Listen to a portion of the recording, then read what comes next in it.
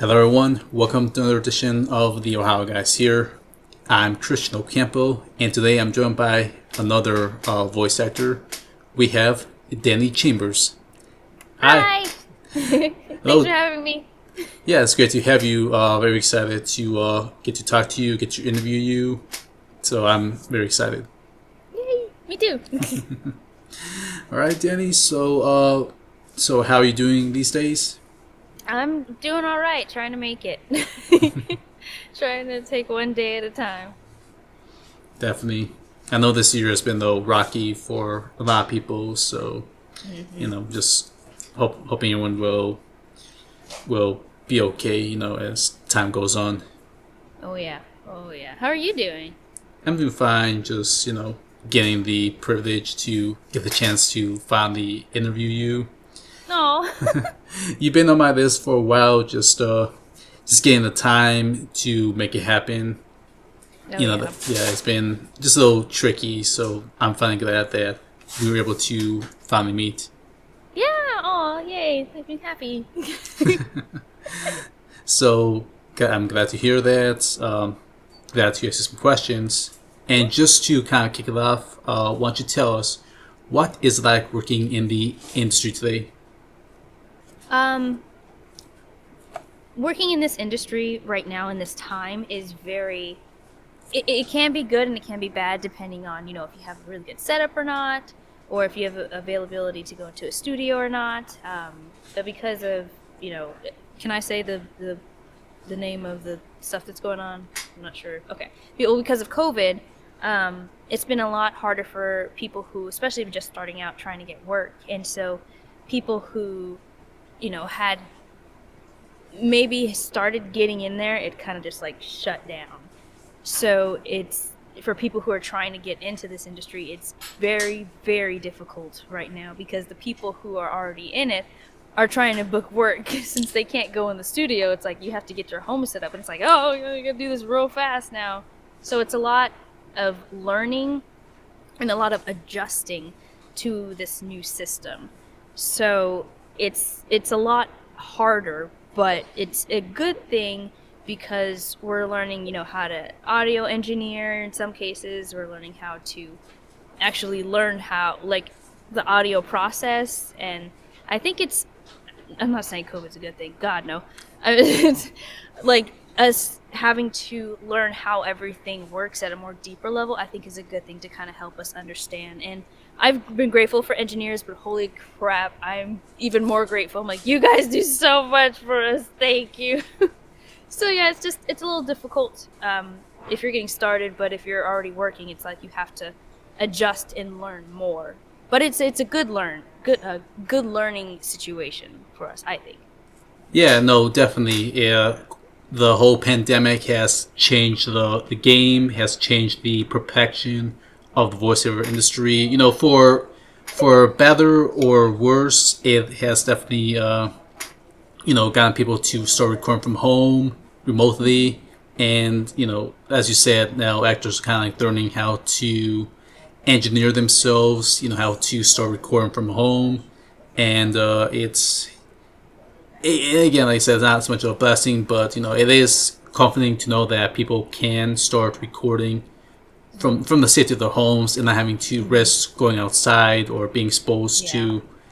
to the outside world.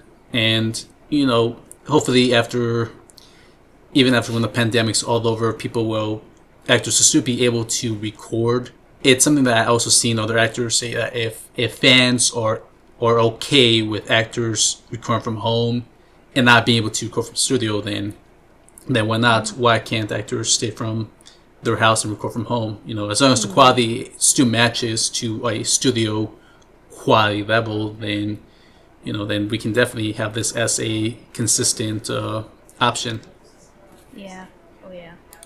I will admit it was very hard to kind of adjust starting out when everything happened. It's like we're not going to the studio. Okay, great. What do I do now? So it was just very different in a lot of adjusting to try and figure out how we're gonna do this. So I appreciate all the studios keeping us safe and finding a way to still get content out. but all the while keeping everybody safe and making it enjoyable. So I'm like, I appreciate y'all so much. Yeah, definitely. It does have help when there's support from the fans and the community. As making it more easier on the actors to produce the good work you guys always do. Yeah. And on that note, so during your time in this industry, what is your favorite show you have worked on? Oh, there's so many. Because I'm really grateful and blessed to have played so many fun characters. I don't know if I have a favorite, but I think I have one that I enjoyed the most was working on Kimono Friends. That was directed by Marissa Lenti and engineered by Howard Wang. And that we laughed so much each session. Like I had 4-hour sessions, and every time we were just laughing our butts off just because of how crazy the show was, or they made up like a funny line to say, or even just the bloopers that just came out. It was really enjoyable. I felt like I could put myself into Serval and bring the performance of a very cute, dumb little cat, but she cares about her friends, and it was just a joy to portray that. And so, like, even when I was a little girl and I got into anime, I was like, I want to be a little cat girl. So it's kind of like the inside weeb of me was like, yes, when I got to play Serval. But no, that was one of the most fun session recordings I've ever worked on. And with Marissa and Howard, it just made it even better because they're amazing people, and it was just phenomenal just to be able to get direction from Marissa, and just Howard being so quick with engineering and editing and everything. He just, bam, everything was just great. It was just so much fun. Yeah. That's one of my personal favorites that you have done. We'll definitely jump into it once we make it, but it has a special place in my heart just because of how cute it is. So yeah, yes. I'll save the gushing in just a moment. So right now I want to talk about one of your early roles that you did when you kind of got started in the industry. So what was it like working on The Ancient Magus Bride? That one was shocking for me to actually get that role, because I had just been working at Funimation for about 4 or 5 months, and how I got it was just kind of not necessarily happenstance, but like Kyle Phillips heard me and he was like, "Hey, what are you doing for the next 24 weeks?" I said, I don't know. He's like, "Can you come in like once a week to record something?" I'm like, "Yeah, sure." And I'm like, oh, he needs like probably consistent Walla or bits. He needs somebody reliable. Not even thinking it could be a character, because I was so new. And I was like, yeah, but they don't give new people big roles or whatever. But then I come in for the show, and he scheduled me for 4 hours or 3 hours, and I was like, oh, that's a long time for Walla, geez. And then I go in for the session, and he's like, okay, all right, you're gonna be Chisei. I'm like, cool. What's a Chisei? And he's like, she's the main character of the series. I was like, no way! Are you kidding me? And I was like, thank you so much. This is freaking amazing. I didn't realize how big the show was either. So I didn't find out probably until like a week later after it aired that the show was big. And they're like, oh, they got a new person on the show. I'm like, wait, this is a big deal? Oh no. Okay, a lot of pressure. So working on it afterwards, after finding out how good this show was because of the manga, I felt like weird pressure, but not from Kyle or anybody. It was just like, from fans, because you don't want to disappoint them. You want to make sure they enjoy the episodes. You want to make sure they enjoy your character and your growth. It was hard, because normally I'm used to playing like happy-go-lucky characters, but I had to be sad panda Chisei, who was very like, not necessarily monotone, but she was very sad and very depressed. I mean, she wanted to throw her life away, and to do that, it's like I had to go to a kind of a deep place in myself to like bring that out. And thanks to Kyle's direction, just working with him, he brought that out of me to give the performance, and it was a very stretchable role for me to go that deep and show that vulnerableness in Chisei. So it was a very productive role for me, and I appreciate it so much. And that Chisei will always be a special place in my heart because of how much we went through with her. Yeah, definitely. I remember when if the trailer first hit, when they announced the English dub cast, you kind of came out of nowhere. Like when your name was brought up, people were like, "Who is this new actor in the scene?" And you turn some heads. It really surprised people because no one really knew of you until the show came out, and then people started like fathering your career in the industry. Sort of talk about getting all these amazing shows as the months went by. Each new simul that came out, you really were skyrocketing in the scene, trailblazing. Yeah, it was surreal. I'll admit because I actually had gotten a supporting role like a few weeks before that. Excuse me. And it hadn't been released yet. It was Zenko Fujiwara from the Murose Mononokean. That was actually my first named role, but because Ancient Magus Bride was a simuldub, that one kind of came out first, so that's where people know me first. But my first original role was Zenko from Murose Mononokean, and that was a DVD series. Season 1 was, at least. So it was like, I was like, oh, this is cool. Oh my god, it's like, this is my first role, but oh my god, simuldub. Yeah, no, that can happen. The timing of certain shows, the way they, I guess schedules certain things. Again, simul dubs or DVDs. Like, it depends. What they choose to put out first. So, that's always beyond the actor's hands. Yeah. Oh yeah.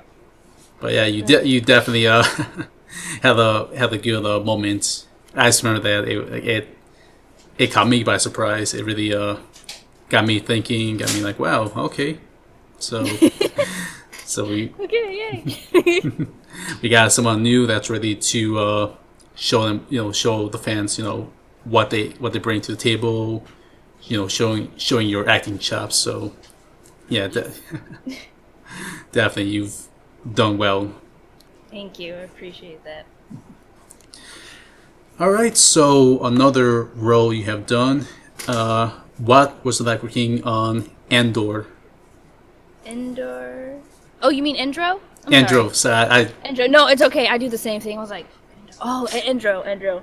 Because I type it too, and it does the O before the R and stuff. Anyway, yeah. I'm sorry. Endro was a lot of fun.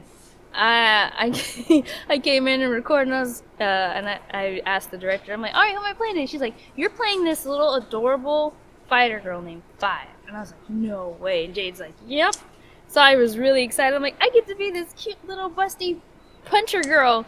It was really cute, and it felt right up my alley, and she was a lot of fun. Just her energy and her just chaosness, I guess. Of how she does everything, and the fact that she's hungry all the time is me to a T. I'm just like, when are we eating next? I need food. I don't eat as much as she does, but holy crap, that's a lot. No, she's a lot of fun. That show is just adorable. Everybody, the whole cast was amazing, and just to work alongside some of these ladies was like a not a, what is it? Like fan. Oh gosh, freaking out, fangasming. I don't know the word for it, but I was like, I'm get to be in a show with, oh my god, Trina and Amanda Lee, and holy crap, it was like, I get to, oh my god, I'm worthy. Maybe, I don't know, but it was really good, and it was a feel good show. There wasn't any like craziness or sad thing. I mean, sad stuff did happen, but it wasn't like, the Ancient Magus Bride sadness. It was just like, oh my god, someone, stubbed their toe, or we gotta defeat the Demon Lord, but it's a very wholesome show, and it's very cute, and I love Vi. She's also my puncher girl, so I'm like, I can kick butt, but also look cute at the same time. So yeah, I loved working on Endro, and I'm very grateful to Jade for letting me play this adorable little girl. Yeah, you're always good at playing them wherever you're at. So hopefully keep seeing more of that, as always.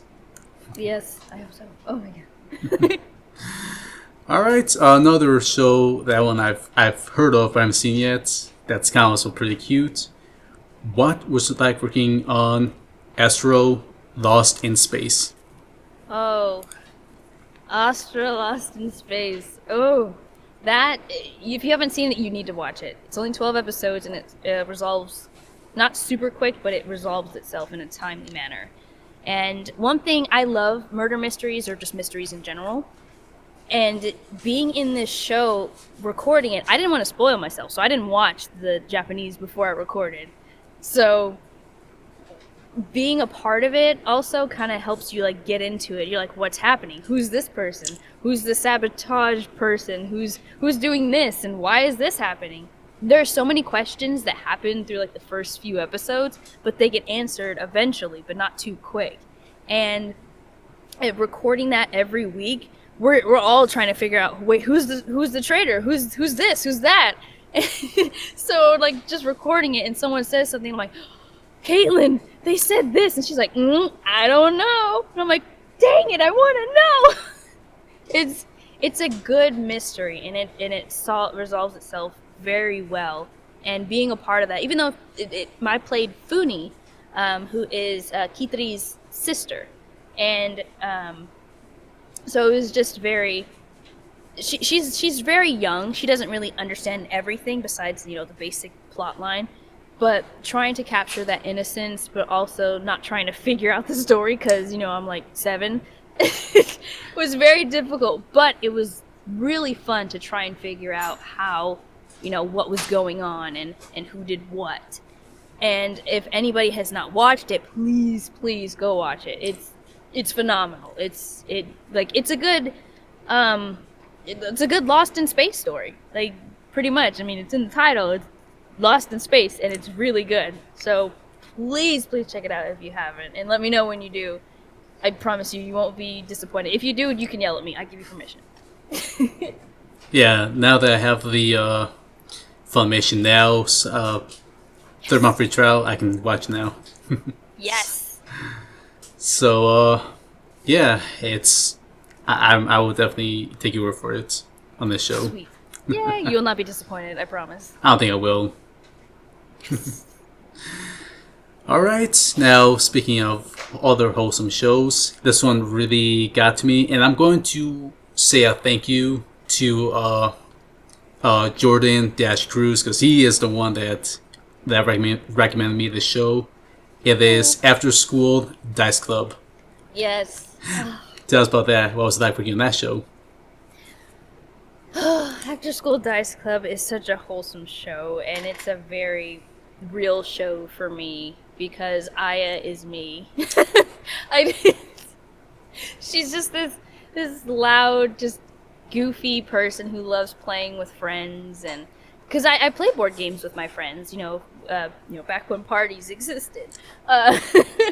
We played these fun games that we found, and being in that show kind of sparked a lot of those memories. So I love to put the nostalgia into my performance. Like, one of the games was, I think, Cockroach. I think that's what it was called, where you had to call BS pretty much if they had it or not. And that's the version we played, like BS. Like, oh, you got 2 3s. Like, yeah, I got 2 3s. You call BS. They don't have it, then they put their cards in. And so doing that show reminded me so much of my childhood, and even when I was in college, I had lots of friends who would bring board games, and we just play, and working on the show made me so happy. And just Aya and what she's dealt with, and her drama goes on with her with her family, and it was sad at those parts, but the fact that she had her friends to keep her together is what made it so wholesome. And I felt that this was a show that was much needed, because it was before all the pandemic stuff happened, and so it was a nice breath of fresh air.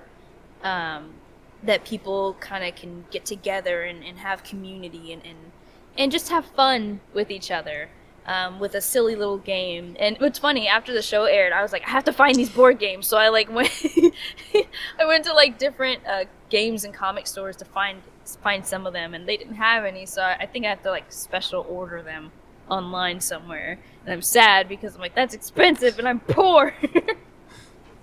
But no, After School Dice Club is I think one of my favorites, and Aya is just the sweet bundle of joy who just wants her friends to be happy, and I'm like, that's me. That's pretty much me. And working with Cliff on that was fun, like crazy fun. So yeah, it's such a wholesome show. Like, for those that are watching, please watch it. It's a good, nice show for you. Just kind of like, I need this.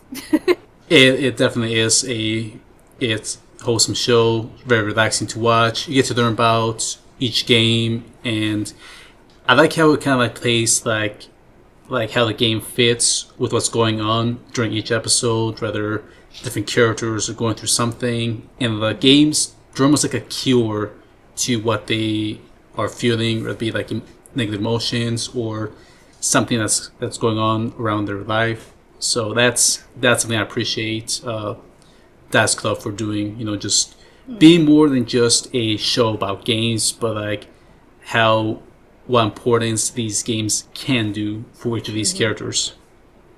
Oh yeah, like especially from the character Midori, which is played by Maddie Morris. Oh my gosh, she's amazing. I love her. Please check her out. Please, she's amazing. She's amazing. I love her. Just even her story towards the end, you're just rooting for each of these characters and like, please, I want you to go on. You're awesome. So it's such a feel good and a good, like, supportive show. So yeah, please watch it. Yeah, and just quick touch upon Maddie, or I just call her Madeline Morris. I had her for an interview almost like two and a half years ago now. Mm-hmm. I'll definitely get her back again, and then we'll talk about this show and many other stuff she's done. So no, she is a great person. Mm-hmm. She's got a good sense of humor, and I will definitely. I definitely recommend people to check this one out just to hear her performance and hear her voice in Dice Club for any curious fans out there. Mm-hmm. All right, so another one that really made a splash when this show came out because of its genre, and this is SSS Gridman. Mm-hmm. Why was I bringing on that show? Well, for me, my character was Tonkawa, I believe. She was only in the first episode, because have you seen it? Okay. She's only in the first episode, so I didn't really get to work on the rest of the show. But it's a really good show. I haven't finished watching it, but from what I've seen already, it's phenomenal, and the voice acting is amazing. Really good story, and it was cool because at first I didn't know what this show was about. I think it's kind of like a remake because I think it was a show years ago. I don't know. I can't remember. But yeah, it was really cool. And then what happens to my character? I'm like, oh, okay. But it was cool. I really wish I could have. I need to finish it. I need to, like I said, I need to finish it so I could actually like talk more about it. But from what my character went through, she was just in the first episode, so I really can't really expound on that one. But it was fun. I had a lot of fun recording for her for that show. Yeah, no, this show has really garnered tons of fans, tons of love, and it's, again, I'm sure I haven't seen, but it has that fan following, that appreciation that really has piqued my curiosity. Yeah, so that's one. Oh, sorry. Good. No, I was gonna say just one of the shows that I gotta knock off my list. Do it. I do too. But yeah, it's stacked up on my watch list. All right, so now we can talk about the show that we really appreciate. This one is Kimono, friends. So Yay! what was it like working on that show? Oh, like I said before, it's a lot of fun. Like, Marissa and Howard made the process really easy to just get into character and just do it. They pulled a lot of energy out of me for this character because she's just high all the time, just constantly just going, and because of that helped me grow as an actor, as far as like putting more energy to where it needs to go, not just being loud, but also also acting just over the top, because I'm used to that in theater, but in voiceover I have to like condense everything, so I feel like I have to be a lot smaller than I need to be. But doing this has helped me, like, no, you can still go big, they'll tell you when they need to pull it back. So that's helped me a lot. And working on the show and just like the script and everything, it's just so wholesome. And I'm like, these babies, these animal babies who don't know much, is so cute, and the story's really cool. And I wish they'd expound on it, because there's some parts where they talk about like old history about the place, and you're like, whoa, and it kind of looks apocalyptic sometimes. Like towards the, well, I don't want to spoil it, but there's just some things that I'm like, what's happening?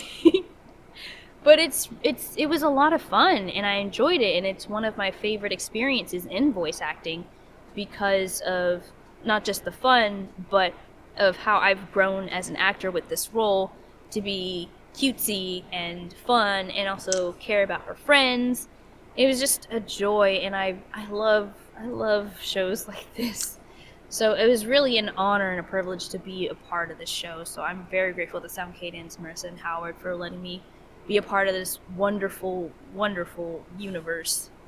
It's, again, one of my other favorites, because when I saw the memes when I first heard about it years ago, before I even got dubbed, it captivated so many people's attentions, because it became the pinnacle. It became the definition of what a cute anime show actually looks like. It was it was an all-female cast, both in the Japanese and the American side. The way, the animation, the physics, I can't stress the physics, just the way gravity operates in that world always tickles me. Like, Marissa is a huge fan of Kimono Friends, and so when she found out that they were gonna dub it, she was like, yes! And she knows so much lore from the manga, from everything. She knows everything about Kimono Friends, and there's a reason why their skin clips through their skirts or pants or clothes or whatever. And I can't remember what it was, but there's a reason why that happens. They made a logical reason in the universe to why bad animation happens. And I'm like, what? It's like they care so much about the show. They made lore and stuff to why things happen. And I'm like, that's freaking adorable. It's like they're committed to this, and it's awesome. And to have people who care about this show be a part of it makes it that much better. And you can tell, like, everyone in the show loves this show. They put everything they can into their performance, and it just makes it beautiful. And Kimono Friends is like the best friendship show ever. I don't care what anybody says, it's the best friendship show ever. I would not debate you on that. I think it really was a good, friendship show, and I like to say that it's, it's family friendly when it doesn't try to be, which for me, like, I'm very critical when shows try to be at a certain age rating. This one didn't try hard. Like, it is what it was, with the concept it presented itself, with what the story is going to tell, bring in each character, and that's what I appreciate about the show. Funny thing is, like, this is one of the safest shows that actors like you can show your family without being too concerned. Because my mom doesn't really like watch anime, but I get excited to tell her what roles I'm on, and I'm like, "Mom, I'm a cat." She's like, "Oh, okay." And then I show her. She's like, "Oh, that's cute." I'm like, "Okay, good." She won't watch it, but she's just like, "Oh, this is cute. I like this one." I'm like, "Okay, as long as you like it." I hope your mom watches it. Like, I think she would really appreciate the show, and I hopefully, think so too. and hopefully, when season 2 makes its way, definitely that she should definitely watch it from beginning to end. It's really hard to dislike this show. Like, I don't know who would not like the show. Like, it's just even if you don't care about the story, like, it's just you see these cute characters. Just the way they interact with each other, the way they do things. Like, it's cute in itself. Oh yeah, it's very wholesome. That's the word I was looking for. Wholesome. Goodness, I can't talk today. I'm sorry. That's okay. Again, another reason why I like this show, like you said, with Marisa Venti and Howard Wing, they both did a great job with the directing and getting a cast. Like, 2019 was a really good year for Sound Cadence. Just how it pulled these actors from across the country, because you had people from New York, Texas, California, so on and so forth. So it's really hard to even make that a reality, because as time has gone by, like, we're seeing more and more cross collaboration with actors from different states, which it's a whole new concept, whole new ball game. Hope to keep seeing it more as time goes on. It's like mixing different, like, ingredients to make the perfect main dish. Is the way I see it. Perfect friends. The perfect friends. Definitely. So yeah, that's Kimono Friends right there. I love it. Hope more people will watch it. Yes, please. Watch it, please. Watch it. All right, now it's time for a funny question that I'd like to ask everyone. If you could be any character you have played in real life, who would you be? And you can mix and match. Tough one, huh? That is a very tough one. Like, any character that I play that I could be in real life. Oof. Dang, that's hard because it's like, abilities, certain powers, even clothing, anything. I was trying to think. Probably Fi Okay. from Endro, because you can go on adventures, and she's a powerful hitter, and she can eat lots of food. So I'm like, oh, I like that. A lot of medieval food. Yes. Yeah, probably her, because I would like to go on adventures and with my friends, and just like, yay, we're gonna go to this town and eat all the watermelon in a contest. It's what she did anyway, and it was so funny. She's so adorable. Yeah, I think I'd probably do that. I think that'd be a lot of fun. Okay. That's a good choice. All right. And is there anything else coming out that you can't talk about, or anything else you want to plug in at this time? I know a few shows have come out recently that are simul-dubbed. Let's see. Well, we have Our Last Crusade. Mm-hmm. I'm in that. I voice Ricia in that one, and she appears in episode 2, I believe. And I'm also Hina in The Day I Became a God. I really hope that you watch that show. And people at home, please watch that show. It's so adorable. And apparently there's no manga on it, because it's an anime exclusive, I believe.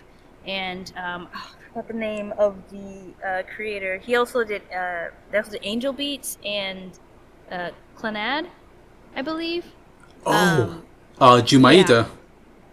Yeah, so I'm scared and nervous what's gonna happen, but it's cute. The premise is this little girl who claims she's Odin, a god. It says that the world is ending in 30 days, so she appears in front of Yota, Narukami, And she tells him, "Hey, the world's ending in 30 days. What do you want to do?" He's like, "I want to woo the woman that I love." She's like, "Okay." So she's pretty much just trying to help him woo his childhood best friend, and it's so hilarious. I love it so much. But yeah, that one's premieres, I think. No, actually, it already premiered. But it shows Saturdays at 3 on Funimation now. So please check it out. It means a lot to me, and I worked so hard on that because she talks in Old English. So I've never done Shakespeare before. I've done like scenes, but I've never performed it before. So this is one of my most challenging roles. So please, I appreciate if you watch it and let me know how I do. Well, I can say right now, since I saw it, you done a great job. I just love the energy. I just love the way she talks. She's just very cute, just how she carries herself. So you've done a phenomenal job, Thank you. in my view. Thank you so much. You're welcome. All right, and just to wrap things up, is there any Facebook, Twitter, Instagram, any other social media for the fans to contact you at? Yeah, feel free to follow me on Twitter at skinny-mini07. I'm also on Instagram at Dani D. Chambers. And I'm also on Facebook. I believe it's Dani Chambers VA. I know different names for everyone. I don't know why I make it complicated. And you can also reach me on my website at www.danidchambers.com. All right. So thank you very much for your time, Dani, to make this interview happen. Thank you for having me. I really appreciate it. It's always good talking to you guys. Yeah, it's a very pleasure, and I'll definitely watch your new stuff that comes out each week. I'm very excited. Yay. And thank you to our viewers here for tuning in for this episode of the Ohio Guys here. Thank you very much, and we'll see you all next time. Bye, everyone. Bye.